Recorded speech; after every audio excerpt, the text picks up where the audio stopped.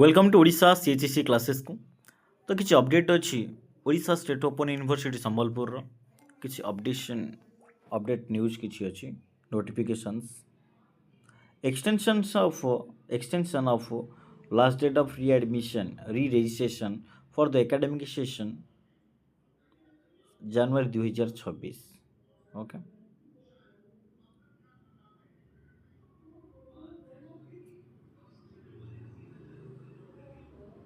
re-registration for the academic session January 2026 start date 4 December रु आरंभ होइछि। तो एंड डेट 18 थिला तो ताकू एक्सटेंशंस करा ହେଇछि 28 डिसेम्बर।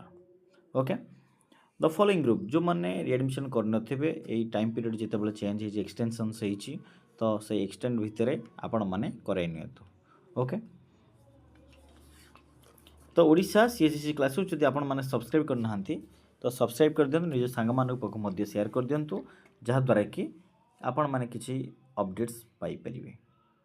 ओके डिटेल्स पढ़ी दियंतु आम डिटेल्स तार नोटिफिकेशन पूरा आउथरे आलोचना करि परिबे। ओके आ गोटे वीडियो मु आनिबे। Okay thank you.